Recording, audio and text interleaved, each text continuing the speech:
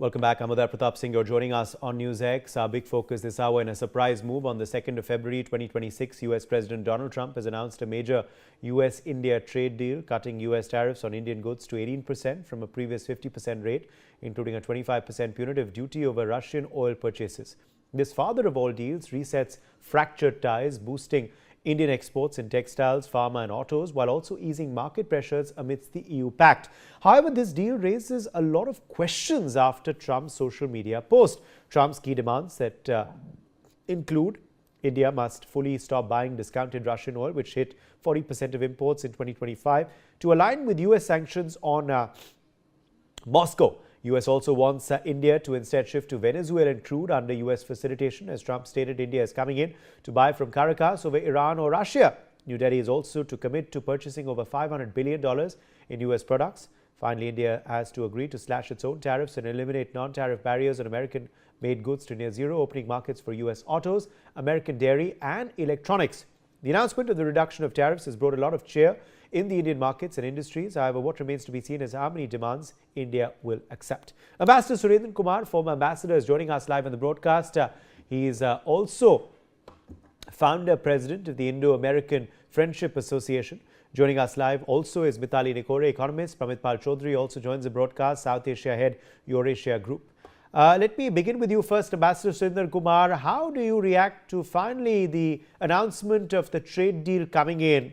And what now, seems to have been the modalities which have led the deal to reach its final conclusion? What all has India conceded? What all will we have to agree to finally get this reduction in place? After months of bickering and very intemperate and sometimes very rude language used by the Peter Navarro, Treasury Secretary and the Commerce Secretary, I think it's a big relief. And President Trump is a great showman. He does everything. It's a big spectacle. Announcement has been made in a very dramatic way. And we were watching Ambassador Sergey Gore going from India Today to ITA, CNN, IBN, and other television channels explaining. The fact is a big relief and we must welcome. Now come the details. Always dabble the details, and we might have to wait for clarifications on various points. You have already summarized some of them. But fact is that many times past we have seen that what President Trump has said and what followed don't really match 100%. There is always little difference what he says, what we mean. Now, reducing tariff to 18% out of 50 is welcome. And I'm sure many of the sector which were under distress because of the punitive tariff of 25% for Russian oil will feel relieved. But then there is a little confusion whether we have agreed, as per the tweet of President Trump, India has agreed to bring it down to zero, the import for Russian oil. But I'm not sure whether there is any confirmation from the Indian side. What I understand is that we have been seeing the decrease. If you see the figures for last 2 or 3 months, even January it's come down 1.2 million, next month maybe lower, maybe come down to 800,000 barrels per day. And it will peter out, and at some stage we might touch zero. But whether immediately, I doubt very much. And there is no confirmation from the Russian side. Again, he says India has agreed for zero tariff for the export for US. Again, this looks a little very difficult because there are certain sectors. In the past, Piyush Goyal has said it. Our Commerce Secretary has said it, that there are certain red lines. Even Foreign Secretary and Jaishankar have said red lines. Pharma is there, dairy farm is there, agriculture farm is there. And we cannot perhaps really just wish away those things. Those factors still are relevant for the political party and the government here. So I think the zero tariff which he's referring might be relevant for many, many sectors. But there may be many exceptions where we might not be able to agree. Now, again, he said this is coming to effect with immediate effect. Again, there is a lot of confusion that Indian side personally has to formally sign, formally agreed, and only then a document is there and we start implementing it. So there are so many sectors, but fact is that after all the bickering and accusations, look at how they reacted after India-EU trades, the TFA was signed. Very, very aggressive, very, very kind of derogatory remark they made in coming around accepting. So in the larger context of India-US partnership, it is positive development. I'm sure whatever differences we have and whatever the concerns which we have, we might be able to sort them out. Now, while we should give credit all the team, both sides who have been negotiating for 6 rounds of talks, in our ministers and certain leadership of Prime Minister Modi and President Trump, I personally feel the one person who might have weighed in and who had made a difference is the new ambassador Sergey Lavrov. He has access to President Trump. He has his trust. And when he has been going around during the last 1 month, I don't know how many ministers he has met, how many people in industry he has met. He even met the Tata chairman in Bombay, and he has been talking to CII, FICCI. He might have conveyed the sense, what is the feeling of Indian side, in the larger long-term interest. He must have really certainly advised that we must really close this deal, which has been pending for a long time. So let us wait for the details. For the time being, we must celebrate something which has materialized, which we thought just 2-3 days back, maybe still hanging fire for a couple of months. Okay, let me in fact quickly take that to you as well, Mithali Nikore, on of course now the nitty-gritties of the deal. Of course, the joint statement expected sometime this week that will clarify a lot of the fine print. But prima facie, based on what the US President has said, based on what we've heard from the Indian Prime Minister and now Indian Commerce and Industry Minister today as well, what are you able to understand on what the expectations from the US side are on the part of India? Of course, we know what we expect from the US. They're going to lower duties to 18%. That additional punitive measure also goes out of the window. But what are the expectations from us that the US now has? So I think, there is a very complex dynamic that we have to navigate. The government of India has done a splendid job in bringing us to this point, and even going forward, this is a landscape that not only the government but also businesses have to navigate. So if you see the reaction that came from Mr. Birla, in fact, he mentioned that he will actually be increasing his investment into the US, and that is also going to be counted. Some of the analysts are saying that maybe even this private investment would be counted as part of this $500 billion that India is expected to purchase or invest in the US. So I think that is a very interesting observation, because IT companies for many years have been investing in the US. They have set up offices. They have set up full supply chains of tech products and services in the US. So I think that is also an area where some of that cooperation might come in. But I think if we are looking at the conditions that the US has laid out, number one, of course, is $500 billion purchases of US goods and services or investments. So we again have to see what is the fine print there, but there is that 500 billion. It may be spread out over multiple years. The second is, of course, bringing down the purchases of Russian oil to zero. And again, that is a difficult, balancing act for the government of India, because at the end of the day, the relationship that India shares with Russia is a long and time-tested, deep friendship. And it is quite impossible to bring down purchases of Russian oil to zero. However, what India might think of doing is saying that in the incremental demand, India's demand of oil increases every year. So when there is an increased demand, in that incremental demand, there will be no additional Russian oil that is purchased. So where we are, the level at which we are, we sort of stop here and we don't increase. That might be a middle ground that may be struck. I'm hopeful. And the third point really is around the zero zero tariffs and zero non-trade barriers. Now again, practically, if one thinks about it, particularly in non-trade barriers, these vary by commodity. I mean, there might be some commodities that have some quality testing requirements. There are some commodities that have some manufacturing requirements. There's a certain grade of a certain material that must be used in a certain process when you're manufacturing it. These are non-trading barriers, and they are pervasive. I mean, there is no country in the world that has actually eliminated non trading barriers with any other country. So I think this particular clause in the tweet, the clause in the tweet is going to be is again going to be difficult to navigate. But I think these are the main requirements that are coming forward.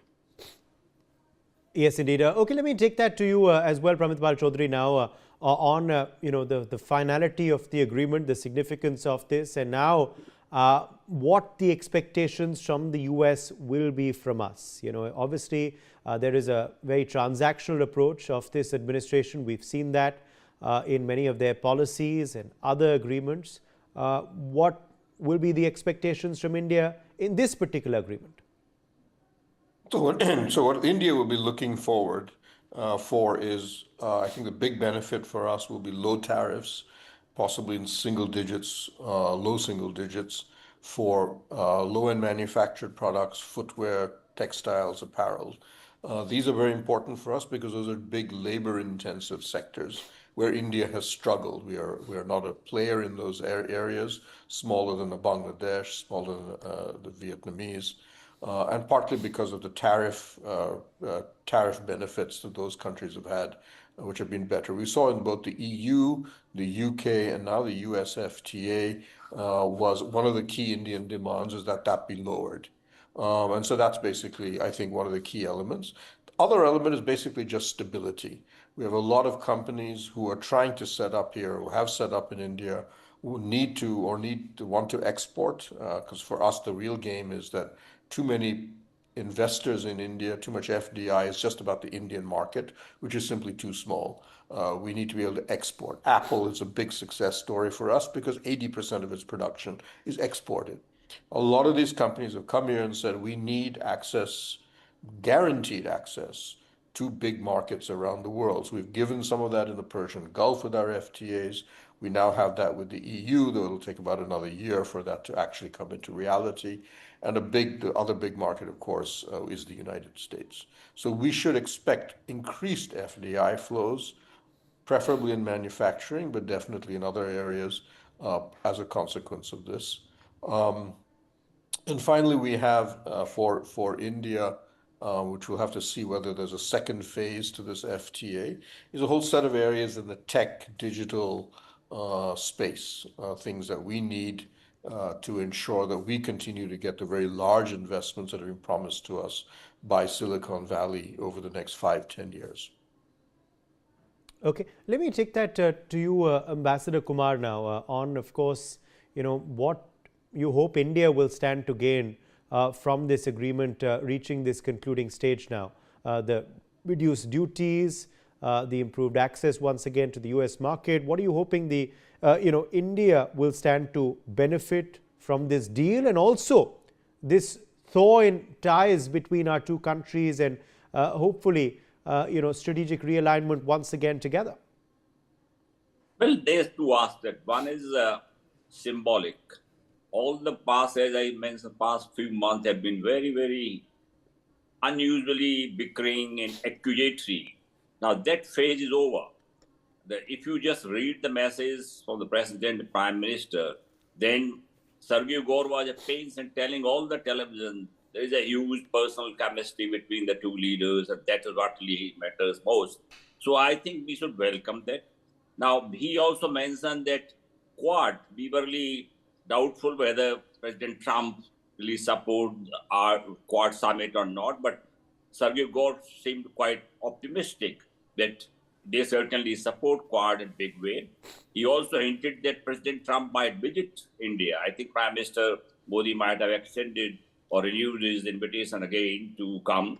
So I think we must bring this development will bring the relations to an even keel. After all, past three administrations, George Bush, Clinton, George Bush, Obama, Biden time also.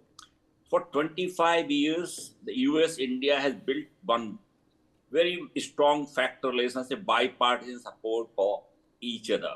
And considering India as a major factor for US policies in Indo-Pacific, US policy in this region, and also a factor in international relations. After all, US was behind us being part of ITU2. And we have been really looking forward to that. Suddenly in Trump too, the whole thing seemed to have changed because same President Trump and Prime Minister Modi had enjoyed a visibly very close bonami and warmth, which initially in this term was not visible, but again it might come back. And I personally feel that there are many areas in which the only country which can help India, if India, like Prime Minister Modi, has a Viksit Bharat vision, or you want to transform India domestically, the whole infrastructure, all that, IT, the critical and emerging technologies, these are the areas in which we can get the best in the world only from US. So it's a long-term interest that India, US must collaborate. And as other colleague was saying, our IT companies in US have been doing a lot. They have been employing Americans there. So a whole lot of accusations about H-1 visa being misused and people really exploiting the US market. Yes. There's a lot of exaggeration in that. There Absolutely. might be individual cases which can be looked into. Absolutely. And Mithali, also now coming back to the other duties which will go down to zero. Now the expectation is that the dairy also of America can enter the US market. Is that something it has been confirmed now? Also, have our red lines as far as agriculture been respected by the US? So I think, Uday, when we think about this today, JP Nadda spoke in the parliament and he did make a lot of clarifications about the agriculture sector and the dairy sector. It was made clear that a lot of the dairy sector and agriculture sector has actually been kept out of this agreement, whether we can call it an agreement, a framework just to reduce tariffs, or a trade deal. Of course, remains to be seen when the details come through. But it has been made clear that Indian agriculture has been protected in principle. Now, does that mean that some of the US agricultural products can be sold in a controlled manner in India or in specific places, or maybe premium products can be sold in India? Like we have already discussed that with the EU. The blueprint is already there. So, wines, olive oil, cheese, these kind of premium products from the EU, there is a market for that in India, and they have been permitted to come in with low duties. So, similarly, maybe a deal may be struck where some of these premium food products from the US can come to India. What the US really wanted was to bring in corn and soybean oil and soybean, in terms of animal feed to India, because of course India has one of the largest cattle populations in the world, and soybean is a cattle feed. But India is also one of the largest producers of soybean, and therefore, this does not make economic sense for India to trade on soybean. And I think this is one of the areas that would have had to be sorted out before the announcement was made. Okay. Let me, in fact, take that to you as well.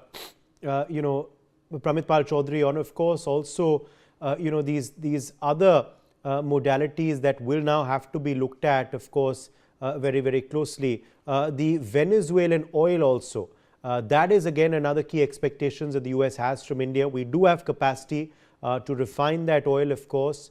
How that works out will now be the question. What kind of price we get it at also is another big question. Is it competitive, similar to the price that we were getting the Russian oil at? Is again something we'll have to see over time. And also, Pramit, will Russian oil purchases come down to zero completely, or will it continue to be at the low level that it stands at today? So at present, we have committed only to not buying sanctioned oil. In other words, from two companies, Rosneft and Lukoil. There are other Russian oil companies which we do buy from. India would have no problems, however, taking it to zero. We did not buy Russian oil before 2022. And one of the things that Vladimir Putin made very clear during his summit meeting in India, we do not tell India where to buy your oil from. You buy wherever you want. Oil has not been part of the Russia relationship. It has not been a major component. We've been driven by price. So if for strategic reasons or because of other trade reasons we decide to shift our oil elsewhere, perfectly possible. We used to buy Venezuelan oil, you may remember, in the past. And because it was sanctioned, or actually because oil production in Venezuela virtually fell to zero, we stopped buying it. So we could resume that, again, depending on whether the price makes sense. Where we are really seeing shift is that Russian crude is very heavy, not really designed for our refineries. So we've had to mix Russian crude with light crude from the Gulf. But there's at least one area, Iraq, there's a version of crude called Basra heavy crude, which is very similar to Russian medium crude. And we can see a lot of our refineries are shifting there for heavy crude purposes. Iraq is offering very good prices. In fact, are at prices quite competitive with Russia. So it's perfectly feasible for us to switch. There is no shortage of crude in the world today. Prices are very low, and that's not a major issue for us. Russian crude is probably the easiest element of the deal that we could go to. As I said, Russian crude is not something we traditionally buy. And even the financial gains from buying it at a heavy discount is now down to a negligible $3 or $4 billion a year, which for a country with $700 billion in foreign exchange reserves is not a big story. So that is perfectly possible. But I think the real story, which the oil minister Hardeep Puri has publicly kept saying, is that we will diversify. The game is not to just go after the cheapest form of crude. It is to ensure we have multiple sources of crude, and we're now buying from over 40 different places, different countries around the world. And the idea is to ensure that we cannot become dependent on one country given the volatility of the global system. It's not just about sanctions by Western countries. It's also about the fact that a number of choke points, for example, the Red Sea, and so on, get blocked off every now and then. And so if you become dependent on one country or even two or three countries for your crude, you run a real risk of having supply problems. Okay. Let me also quickly get in Surinder Singh Lali, international affairs expert. I believe he's also joined us now. Surinder Lali, your first comments to this deal's finality and also what the expectations now are going to be from the US, given the fact that they have now reduced these tariffs for us to 18%. Uday, as an Indian, I'm proud of the government and especially the Honorable Prime Minister, because more than anything else, we did not succumb to the American pressure. We acted and not reacted. There were enough very unfortunate invites from, Donald J. Trump and, sorry to use the word, but his coterie members to provoke us, but our Prime Minister and the Indian government maintained a dignified silence. And the silver lining to all of it was that not only, as the previous speaker before me was saying, that we need to not depend on one country. Now we also have the European Union, with which we've created, we're just in the process of sorting it out. 27 nations, 45 crore population.